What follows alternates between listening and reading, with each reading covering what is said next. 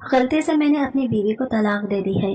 अब मुझसे ये गलती हो गई है, इस गलती की वजह से मैं पछता रहा हूँ। अब मुझे अपनी गलती का एहसास हो गया है, इसलिए अपनी बीवी का हलाला करवाना चाहता हूँ। जहाँ 45 साल मासी गौहर नामी औरत मुंह में पान रखे बड़ी तेज नजरों से मेरे शौहर को देख रही थी। इस औरत ने जमीन पर रखा अगार्डन उठाकर पान की पिचकारी फेंकी और फिर से जमीन पर रख दिया। फिर जैद से मुखातिब होकर बोली, देखो भैया, यहाँ पर जितना पैसा फेंकोगे इतना तमाशा देख पाओगे। देखो, तुम हलाला कम उम्र कुंवारे लड़के से करवाना चाहते हो तो पूरे 1 लाख रुपया देना पड़ेगा, क्योंकि कम उम्र के लड़के तजुर्बाकार से होते हैं और तलाक भी जल्दी दे देते हैं। और फिर जवान मर्द से करवाना चाहते हो तो पूरे 2 लाख लूंगी। वो पूरे 1 हफ्ता तुम्हारी बीवी को अपनी जोजियत में रखेगा।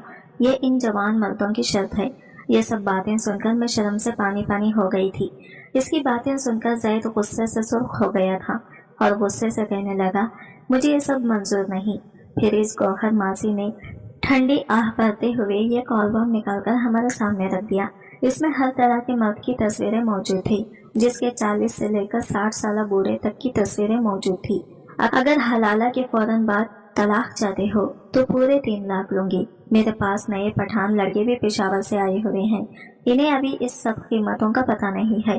पठान तो 50,000 में सब हलाला करवाने के लिए मान जाते हैं और सवा होते ही तलाक भी दे देंगे। मैं ये बातें सुनकर मुझे अजीब सा खौफ महसूस हो रहा था। मेरा तो जी चाह रहा था कि यहाँ से उठकर भाग जाऊं। यह हलाला सेंटर था कि मर्दों का एक तवायफ खाना। मैं तो बस जैद से कहना चाहती थी कि मुझ पर इतना बड़ा जुल्म ना करें। मैं ये सब नहीं सह सकती। बस वो मुझे मेरे बच्चे वापस कर दें। मैं किसी तरह से भी अपने बच्चों के साथ जिंदगी गुजार लूंगी। जैद ने 50,000 की गड्डी निकालकर गौहर आपा के सामने टेबल पर रख दिया। फिर कहने लगा कि आज की रात ही पठान लड़के से निकाह करवा दें और फिर सुबह होते ही मेरी बीवी मुझे वापस चाहिए। 50,000 की गड्डी देकर गौहर आपा की आंखों में चमक आ गई थी। किसी भूखे शेर की तरह वो इन पैसों पर लपकी थी और जल्दी से पैसे उठाकर गिनना शुरू कर दिया था। लेकिन मुझे तो ऐसा लग रहा था कि मेरा दिल किसी ने अपनी मुट्ठी में दबोच लिया हो। जैद के अलावा मैं किसी के बारे में तसव्वुर भी नहीं कर सकती थी और जैद के अलावा आज तक किसी मर्द ने मेरा हाथ तक नहीं छुआ था। लेकिन आज तो मेरा हलाला। मैं कैसे किसी मर्द के साथ एक रात गुजार सकती हूँ? मैं बहुत बेबस हो गई थी। मैंने बेबसी से जैद की तरफ देखा और नफी में सर हिलाने लगी तो जैद भी आंखों ही आंखों में मिन्नत कर रहा था कि तुम्हें मेरे बच्चे और घर और मेरी खातिर तुम्हें ही यह कुर्बानी देनी होगी। मैंने जैसे ही आंखें बंद की तो मुझे बच्चों के रोते हुए चेहरे नजर आ गए। मेरी आंखों में मुसलसल आंसू बह रहे थे। थोड़ी देर में मेरा निकाह एक पठान लड़के से कर दिया।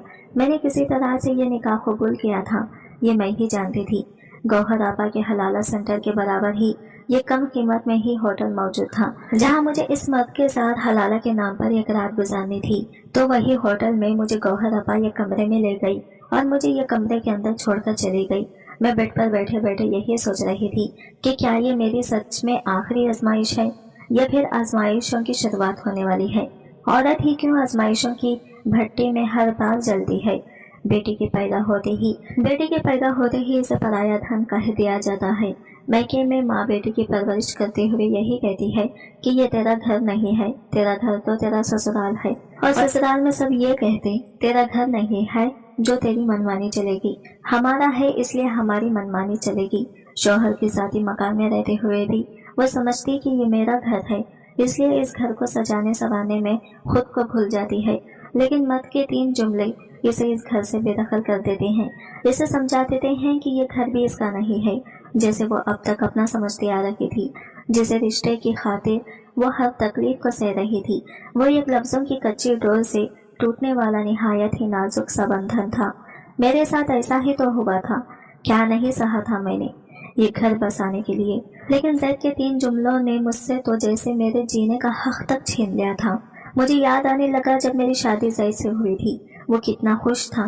जैद ने मुझे अपने दोस्त की शादी पर देखा था और मुझ पर फरीफ्ता हो गई थी। इनकी वालिदा अपनी भांजी लाना चाहती थी, लेकिन जैद की जिद के सामने मजबूर होकर मुझे बस जैद की पसंद पर ही लाई थी। शादी की रात जैद की खुशी काबिल दी थी।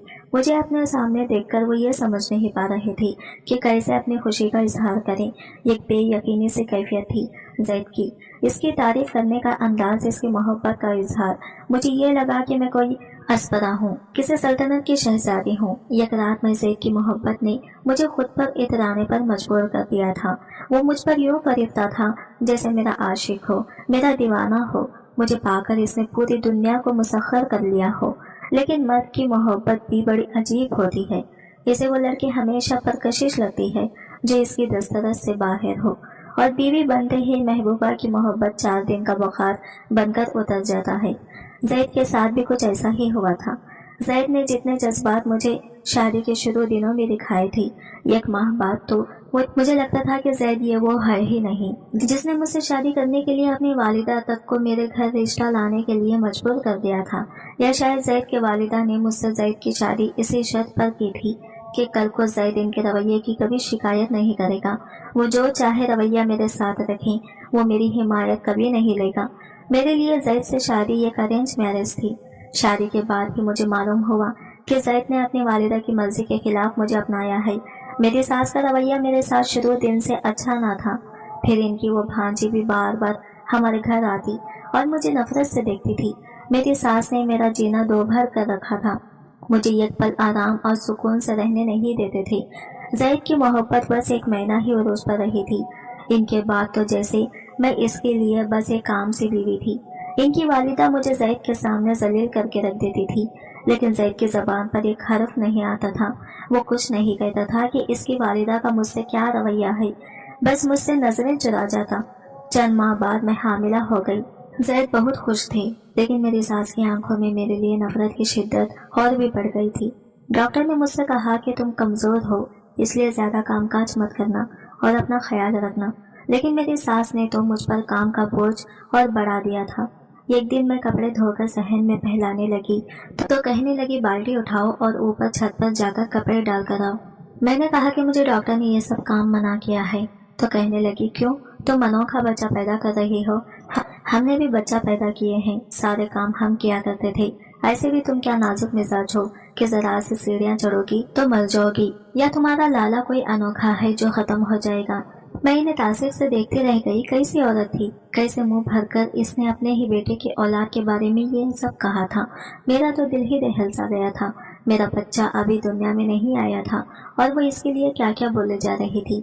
मैं इनकार की गुंजाइश नहीं रखती थी, इसलिए कपड़ों की बाल्टी उठाई और हर कदम पर बिस्मा पड़ती ऊपर चढ़ गई। दिल में यही दुआ की कि ऐ अल्लाह, यह औलाद तूने ही मुझे दी है, इसलिए इसकी हिफाजत भी तू ही कर। लेकिन मेरी सास जानबूझकर मुझसे ऐसे काम करवाती जिससे हमल ज़ाया होने के चांसेस ज़्यादा होते। एक बार मेरी सास ने मुझे एक बुनियादी कहने लगी, ये खा लो, तुम्हारा बच्चा खूबसूरत होगा। मैं इन पर ज़रा भी शक ना करती। अगर इन्हें मेरे बच्चे होने की कोशिश होती या इनकार, ये मेरे साथ अच्छा होता। लेकिन जैसा अब तका नका मेरे साथ रवैया था, मेरा दिल शक व शहबात में पड़ चुका था। लेकिन ज़ैद भी सामने बैठे थे, कहने लगे, खाओ इसे। आसमा में दिल ही दिल में डर रही थी, लेकिन मेरा रब जानता था कि मैं बेबस हूँ, इसलिए मैंने वो पुड़िया खा ली। मेरी सास के चेहरे पर इतनी खुशी थी कि जैसे वो अपने किसी गलत इरादे में कामयाब हो गई हो। लेकिन ठीक ही कहते हैं, जिस रूह ने दुनिया में आना होता है वो आकर ही रहती है। मेरी सास ने लाख कोशिश की, मगर अल्लाह ने मुझे बहुत ही प्यारे बेटे से नवाजा था। आहिस्ता आहिस्ता वक्त आगे बढ़ने लगा। मेरी सास की भांजी की भी शादी हो गई। मेरी सास का रवैया मेरे साथ कभी ठीक नहीं हुआ। मुझे अल्लाह ने 3 बच्चों से नवाज दिया था। आखिरी वक्त में सास को अपनी गलती का एहसास हुआ जब इन्हें यह मालूम हो चुका कि वो अब बचेगी नहीं। मेरी शादी के 10 साल बीत चुके थे। 10 साल मेरी सास ने मुझे कभी अपने शौहर से ढंग से बात करने का मौका नहीं दिया था। रात देर तक वो मुझसे अपने पाँव दबाती रहती थी। जब ज़ैद सो जाते थे और मेरी आंखें भी नींद से चूर होने लगती, मैं नींद और थकन से बेहाल ही हो जाती। फिर वो मुझे मेरे कमरे में जाने की इजाज़त देती। बच्चों के बाद तो जैसे मेरी जिंदगी किसी मशीन के मानिंद बन चुकी थी। और फिर सास की बीमारी तवील पकड़ गई, यहाँ तक वो बिस्तर मुफ्त से जा लगी। अपने आखिरी वक्त पर मुझसे माफिया मांगने लगी कि मुझे माफ़ कर दो, मैंने तुम्हारे साथ अच्छा नहीं किया। लेकिन ना जाने क्यों मुझे आज इन पर तरस नहीं आ रहा था, क्योंकि इस औरत ने पिछले 10 साल मुझ पर रहम नहीं खाया था। रो रो कर मैं खुद ही अपने आंसू पोंछ लेती थी। कभी ज़ैद से शिकवा करती भी तो कहते, मेरी खातिर अम्मा की बातें सुन लिया करो रीता, क्या फ़र्क पड़ता है, मैं भी तो तुम्हें इतना चाहता हूँ। तुम्हें पाने की खातिर अपने माँ से जिद की थी, मैंने थोड़ा सा अम्मी का रवैया सह लिया करो। मैं ज़ैद को तासिफ से देखती रह जाती कि मोहब्बत ज़ैद ने मुझसे की, इसकी वालिदा ने बदला मुझसे क्यों लिया।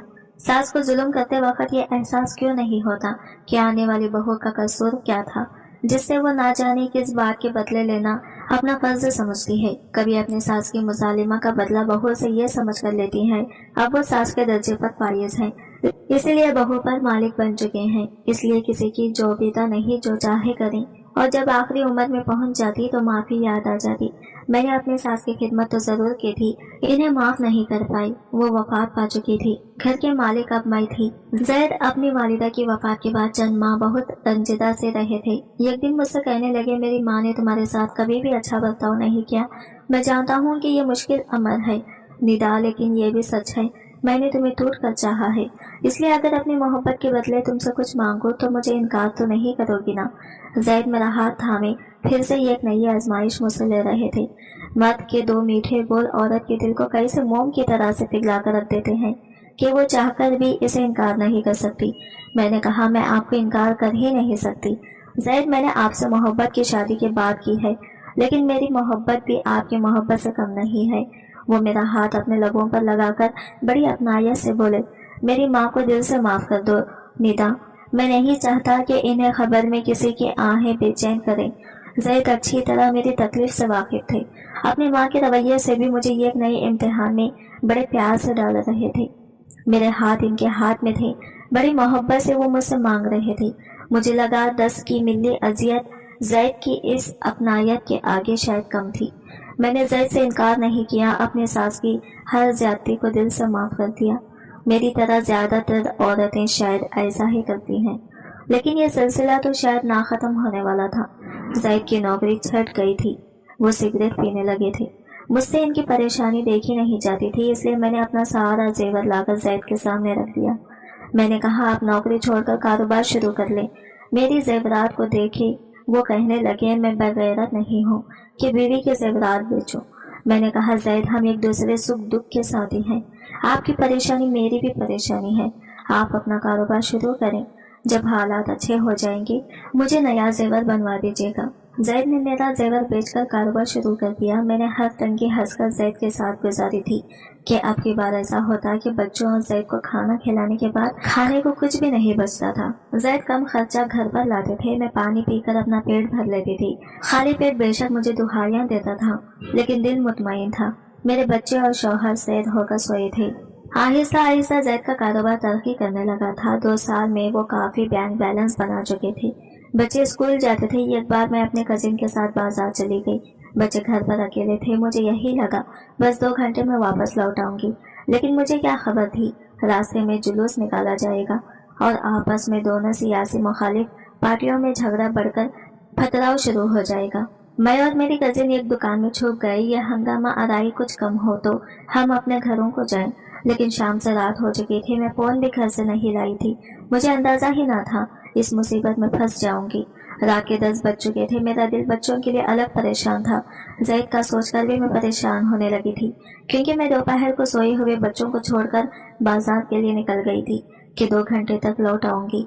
बच्चे भी बेखबर थे कि मैं बाजार गई हूँ और जैद मुझे घर पर ना पाकर ना जाने कितने परेशान होंगे। मैं 11 बजे रिक्शे में अपने घर पहुंची थी। दरवाजा जैद ने ही खोला था। वो गजबनाक से खैर भरी नजरों से मुझे देख रहे थे। बच्चे सो चुके थे। मैंने कहा, जैद, मैं बाजार गई थी, लेकिन वहाँ अभी मैं जैद को बताने ही लगी थी कि मेरे साथ क्या बीती है। उन्होंने मेरे मुंह पर बहुत जोर से थप्पड़ मारा। कहने लगे, मुझे तुम्हारा कोई झूठा बहाना नहीं सुना। जब से मेरी माँ मरी है तुम तो आवारा हो गई हो। तुम्हें ना मेरे घर की फिक्र है ना ही मेरे बच्चों की परवाह कि वो तुम्हारे पीछे से भूखे रो रहे होंगे। मैं घर पहुंचूंगा, तुम्हें ना पाकर मेरा क्या हाल होगा। तुम्हें बस अपनी अय्याशियों की परवाह है। वो मेरी कोई बात सुनने को तैयार ही ना थे। इन्हें लगा मैं दोस्तों के साथ बाजारों में घूमने गई थी। मैंने कहा, जैद, मैं 2 घंटे में ही वापस आ जाती, लेकिन बाजार में हादसा हो गया था। लेकिन वो इतने गुस्से में थे कि मुझे कोई भी वजाहत सुनने को तैयार ना थे। कहने लगे, दफा हो जाओ मेरे घर से, जाओ इन्हीं सहेलियों के साथ रहो जिनकी संगत के खातिर ना तुम्हें मेरे घर और बच्चों की परवाह है ना मेरी फिक्र है। रात के 11 बज रहे थे और जैद मुझे घर के अंदर आने नहीं दे रहे, मुझे बाहर की तरफ ढकलने लगे। मैं रोने लगी कि जैद मुझे अंदर आने दे, मैं कहाँ जाऊंगी इस वक्त। वो बोले, जहाँ से आई हो वहीं चली जाओ। मैंने कहा, जैद मुझे घर के अंदर जाने दे। पागल तो नहीं हो गई आप? क्यों गली में मेरा तमाशा बना रहे हैं? आसपास के घरों की खिड़कियों से लोग झांक कर देखने लगे थे। मुझे नहीं मालूम था कि मेरी इतनी सी बात पर शायद यूं भड़क उठेंगे। कहने लगे तुम्हें मुझसे बात करने की तमीज ही नहीं है, तुम मुझे पागल कह रही हो, ये इज्जत है तुम्हारी नजर में मेरी? मैं बताता हूँ तुम्हें कि पागलपन किसे कहते हैं। मैं अपने पूरे होशो हवास में तुम्हें तलाक देता हूँ निदा। अल्फाज थे या मेरे लिए मौत का पैगाम। ये एक मुश्किल थी, जैद ने मुझे 3 बार तलाक दे दी थी। मैं अजियत की मुत्तहमिल ना थी। मेरा सर बुरी तरह से चकरा गया था। मैं वही बेहोश होकर गिर गई। इतनी बड़ी बात वो कैसे मुझसे कर सकते थे? लेकिन ये हो चुका था। मुझे जब होश आया तो मैं अपने कमरे में लेटी थी, लेकिन जैद मेरे पास नहीं थी। मोहल्ले की चंद औरतें थी, मुझे होश में देखकर मेरे पास बैठ गई। कहने लगे बहुत बुरा हुआ जो भी हुआ, लेकिन तुम्हें भी अपने घर बच्चों का सोचना चाहिए था। अब तो खैर पानी ही सर से ऊपर हो चुका है। मैं तो किसी पत्थर के महसमे की तरह से गुमसुम सी हो गई थी। जिंदगी के 12 साल मैंने जैद की ही तो मानी थी। कब मैं इनके खिलाफ चली थी? बस आज पहली बार ही बाजार गई थी। पहली बार मुझसे गलती हो गई थी। मुझे जैद को फोन करना चाहिए था, इन्हें बताना चाहिए था, लेकिन मुझे ये नहीं मालूम था कि औरत की यह गलती भी मर्द को काबिल कबूल नहीं होती। वो औरत की सारी कुर्बानियों को फरामोश कर देता है। बस इसकी यह गलती को याद रखता है। कितनी बड़ी सजा जैद मुझे दे चुका था। मेरी फत्तर आंखों से आंसू बहने लगे थे। कुछ ही देर में मेरे भाई वहां पहुंच गए। मुझे कमरे के बाहर लड़ने झगड़ने की आवाजें आने लगी थी। मेरे भाई जैद को बुरा भला कह रहे थे, लेकिन मुझे जैद के जवाब में कोई आवाज नहीं आई थी। फिर वो मेरे कमरे में आ गए। भाई काफी गुस्से में थे। मुझसे कहने लगे चलो हमारे साथ। मैं उठकर भाई के साथ लगकर रोने लगी। मैंने कहा भाई मेरा घर बर्बाद हो गया। जैद ने मेरी एक भी बात नहीं सुनी। मैंने जानबूझकर देर नहीं की थी। मैं जुलूस और हंगामा आराई की वजह से फंस गई थी। मेरे भाई ने मुझे साथ लगाई तसल्ली दी, तुम इस शख्स का अब नाम भी मत लो हमारे सामने। भाई मुझे अपने साथ लगाए बाहर ले गए। सहन में ही जैद शर्मिंदा सा खड़ा था। मैंने एक नजर इस पर डालकर हटा ली। एक पल ही तो लगा जैद को महरम से नामहरम होते हुए। मेरी सुसुकियां नहीं रुक रही थी। मेरे भाई जब मुझे मेन दरवाजे तक लेकर जाने लगे तो मैंने कहा भाई मेरे बच्चे, मैं अकेली कैसे जा सकती थी? भाई ने कहा वो अपने बाप की औलाद है, वही इन्हें पालेगा, तुम चलो हमारे साथ। ये बात तो मुझ पर गहरी कयामत बनकर टूटी थी। मेरा घर उजड़ गया था और मेरे बच्चे भी मुझसे बिछड़ गए थे। वो कैसे मेरे बिना रह सकते थे? मैं कैसे अपने बच्चों के बिना रह सकती थी? मैंने कहा भाई मेरे साथ जुल्म मत करें, मैं अपने बच्चों के बगैर नहीं रह सकती। लेकिन भाई मुझे जबरदस्ती अपने साथ ले गई। मुझे मैके जाकर भी रोती ही रहती। मेरे वालिदैन हयात न थे। 2 बड़े भाई और भाभियां ही थी। जब मैं इनके बच्चे देखती तो मेरा दिल अपने बच्चों के लिए माँ ही बेआब की माने तड़पने लगता। मैं बिलक बिलक कर रोने लगती। पता नहीं मेरे बच्चों ने कुछ खाया भी था कि नहीं। छोटी बेटी बस 4 बरस की थी। वो तो मेरे बिना एक पल नहीं रहती थी। दोनों बेटे भी मुझसे बहुत अटैच थे। एक माह गुजर गया था, लेकिन मेरे आंसू खुश्क नहीं होते थे। मुझे पल पल अपना घर याद आता था। 1 माह बाद मुझे एक अननोन नंबर से कॉल आई। मैंने फोन उठाया तो मेरा बड़ा बेटा समा था। कहने लगा मम्मी हानिया को बहुत तेज बुखार है, आप प्लीज घर आ जाए। समा की बात सुनकर तो मेरा दिल तड़प सा गया था। मेरी बच्ची को बुखार था। मैं अगर ये बात भाई से कहती तो वो मुझे कभी भी जाने ना देते। मैंने समा से पूछा कि तुम्हारे बाबा कहाँ हैं, तो कहने लगा वो घर पर नहीं है, मम्मा आप घर आ जाएं।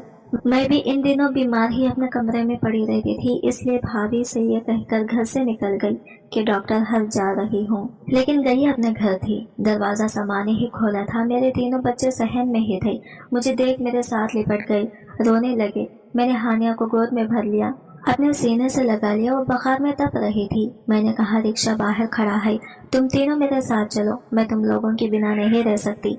मैं कोई नौकरी कर लूँ, कुछ भी कर लो, तुम लोगों का खर्च खुद उठा लूंगी, लेकिन तुम लोगों के बिना नहीं रह सकती। मैं अभी बच्चों से बात कर ही रही थी जब ये कमरे से जैद बाहर आए थे। शेव पड़ी हुई थी, आंखें सूजी हुई थी, भीगरी सी हालत में पहले से बहुत कमजोर लग रहे थे। मेरे बच्चे भी मुरझाए हुए थे। जैद को देखकर मैं चुप सी हो गई थी। मैंने मेरी फौरन सी बदल ली। बेशक मेरा इनसे शरिया कोई रिश्ता न था, लेकिन मेरा दिल तो इन्हीं के नाम से धड़कता था। 12 साल का साथ कोई छोटी बात तो नहीं होती। मैंने बिना इनकी तरफ देखे कहा मैं अपने बच्चे ले जाना चाहती हूँ, मैं इनके बगैर नहीं रह सकती। मैंने आंसू बहाते हुए गिलोगैर लहजे में कहा था। वो मेरे पास आ गए, कहने लगे, मेरे बगैर रह सकती हो? जैद का लहजा भी भीगा हुआ था। मैंने बड़ी जिस्ता इनकी तरफ देखा तो वो आंसू बहा रहे थे। मेरे सामने हाथ जोड़कर फूट फूट कर रोने लगे। निदा, मुझे माफ कर दो। वो रोते हुए मुझसे माफी मांगने लगे, लेकिन मैं इनकी माफी का क्या करती? क्या माफी मांगने से वक्त का पहिया पीछे जा सकता था? क्या तलाक जैसे लफ्जों का अजाला हो सकता था? वो मेरे लिए नामहरम से महरम बन सकते थे। मेरा हंसता मुस्कुराता घर और इसकी खुशियाँ मुझे वापस मिल सकती थी। नहीं, कुछ भी तो नहीं हो सकता था। मैंने कहा, आपकी माफी मुझे मेरा घर और घर ऐसी नहीं लौटा सकती। आपने मुझे बर्बाद कर दिया। एक बार अगर मेरी बात सुन लेते तो मैं भी आपको गलत नहीं लगती। मेरी बात पर उन्होंने मेरी तरफ देखा था। कहने लगे, मेरी एक बार बात सुन लो, शायद इस मसले का कोई हल निकल आए। मैंने कहा, इसका कोई हल नहीं है जैद, बस मेरे बच्चे मुझे दे दो। मैं इन्हें अपने साथ रखना चाहती हूँ। मैं बच्चों को अपने साथ बाहर ले जाने लगी, लेकिन जैद ने मुझे बाजू से पकड़कर रोका। नहीं नहीं निदा, मैं तुम्हें यूं जाने नहीं दे सकता जब तक कि तुम मेरी बात न सुन लो। वो मुझे जबरदस्ती अपने साथ कमरे में ले गई, दरवाजा भी बंद कर दिया। पहली बार मुझे तन्हाई में मुझे जैद से खौफ सा महसूस हुआ था। मैंने कहा, ये आप क्या कर रहे हैं? मैं आपकी कुछ नहीं लगती हूँ। लेकिन वो कुछ भी सुनने को तैयार न थे। कहने लगे, मैं मर जाऊंगा तुम्हारे बगैर। निदा, बहुत मोहब्बत करता हूँ तुमसे। पता नहीं मुझे इस वक्त क्या हो गया था, मुझे माफ कर दो। देखो, मेरी बात सुनो, हमारे पास एक रास्ता है जिससे हम फिर से एक हो सकते हैं। मैंने कहा, ऐसा कोई रास्ता नहीं है। वो कहने लगे, अगर तुमने हलाला के लिए मान जाओ। ये सुनकर तो मैं जैद की शक्ल ही देखती रह गई थी। कुर्बानी के लिए इन्हें मैं ही मिली थी। मैंने इन्हें तासीफ से देखकर कहा, जैद, बेशक मेरा आपसे कोई रिश्ता नहीं रहा, लेकिन मैं किसी दूसरे मर्द का तस्वुर भी नहीं कर सकती। इसलिए बेहतर यही है कि आप मेरे बच्चे मुझे दे दें। मैं अपनी जिंदगी बच्चों की खातिर तन्हा गुजार लूंगी। वो कहने लगे, तुम्हें क्या लगता है तुम्हारे भाई मेरे बच्चे पालेंगे? नहीं निदा, वो तुम्हारी शादी किसी और से करवा देंगे। तुम्हें यकीन नहीं आता तो बेशक पूछ लो उनसे। ये कहकर उन्होंने मेरे दोनों हाथ पकड़ लिए। मुझे एक करंट सा लगा था। मैं अपने हाथ इनके हाथों से खींचने लगी। वो कहने लगे, बहुत मोहब्बत करता हूँ तुमसे। तुम क्या समझती हो कि मेरे लिए आसान है कि तुम्हें किसी और के साथ देख सकूं? मैं तो मर जाऊंगा निदा। मेरे बच्चे यतीम हो जाएंगे, मेरा घर टूट जाएगा। सब कुछ ठीक हो सकता है अगर तुम बस ये आखिरी कुर्बानी दे दो तो हमारा घर बच सकता है। फिर कहने लगे, पत्तों की मैयत हलाला सेंटर है, वहाँ की मासी गौहर नामी खातून हलाला करवाती है। मेरा दिल नहीं मान रहा था। मेरे बच्चों के रोते चेहरे मेरे सामने थे। एक माँ कमला कर रह गई थी। मेरी बच्ची बीमार थी। भाभी को भी मैंने ये कहते सुना था, अपनी बहन का दूसरा बंदोबस्त करो। मेरे पास अपना घर बचाने का दूसरा कोई रास्ता न था, इसलिए मैंने जैद की बात मान ली और इसके साथ पत्तों की हलाला सेंटर पहुंच गई। औरत के लिए शायद इससे बड़ी आजमाइश और कोई हो ही नहीं सकती कि वो दूसरे मर्द के साथ एक पल भी गुजारे। मेरे लिए एक लम्हा अजियतनाक था। मुझे इस शख्स की संगत का सोचकर दिल दहल रहा था, जिसके साथ आज की रात गुजारनी थी। वो शख्स कब कमरे में दाखिल हुआ तो पिश्तों में कुछ बोल रहा था। मैंने एक बार भी नजर उठाकर नहीं देखा था कि वो कौन है। मेरी आंखों से तो बस आंसू बह रहे थे। वो मेरे पास आकर बैठा तो मैं सिमट कर पीछे हट गई। मेरा दिल ऐसा था जैसे किसी ने मुट्ठी में लेकर मसला था। मैं इस वक्त सिर्फ खौफज़दा थी। मेरी बदहवासी देखकर वो जो कोई भी था मुझसे पीछे हट गया। कहने लगा, तुम खूबसूरत हो। मैं समझता था कि 3 बच्चों की माँ है तो ना जाने किसकी होगी, लेकिन तुम तो हसीन हो। वो एक 25 साला नौजवान था, पठान था तो खूबसूरत भी था। मुझसे कहने लगा, मैं तो ये काम सवाब की नीयत से कर रहा है। चलो, तुम्हारा घर बस जाएगा, लेकिन तुम्हारे शौहर ने तुम्हें तलाक दिया। क्यों? तुम तो अच्छा खासा प्यारा है, गोरा भी है। मेरी ये हालत ही दिल सीना शकाफ करके बाहर ही निकल आएगा। इसने मेरा हाथ इस बार बड़ी मजबूती से थामा था, लेकिन मुझे लगा मेरी रूह फना हो जाएगी। मैं इससे अपना हाथ छुड़वा रही थी। वो कहने लगा, तुम ऐसा करेगा तो हलाला कैसे होगा? देखो, हम तुम्हारा शौहर हूँ, एक दिन का ही सही, लेकिन हूँ तो शौहर ही। मैंने एक बार भी इसके चेहरे की जानिब गौर से नहीं देखा था। मेरी वो रात मेरे लिए किसी अजीज से कम न थी। हालांकि इस शख्स ने मेरे साथ बहुत नरमी वाला मामला ही किया था। मुझे मुफ्त का माल समझकर इस्तेमाल नहीं किया था। ऐसा ही रवैया किया जैसे मैं इसकी बीवी हूँ। सुबह होते ही मुझे इस कमरे से बाहर निकलने का इंतजार था, लेकिन वो नौजवान ना जाने क्यों मुझे देखे जा रहा था। इसकी नजरों की वारफतगी मेरी जान निकाले हुई थी। मैं कमरे से बाहर जाने लगी तो कहने लगा, बात सुनो, मैं तुम्हें छोड़ नहीं सकता। हमारे पठानों में तलाक नहीं दी जाती, तुम अब हमारी गैरत हो। इसकी बात सुनकर तो मेरे होश ही उड़ गए थे। मैंने इसे हैरत से देखा था। मैंने कहा, मेरे मियाँ ने गौहर आपा से बात तय की थी, मैं तुम्हारे साथ रहना नहीं चाहती। कहने लगा, गौहर आपा कौन होता है बात तय करने वाला? मुझे तुम पसंद आ गया है, हम खुश हैं। तुमने भी हमसे रजामंदी से निकाह किया है।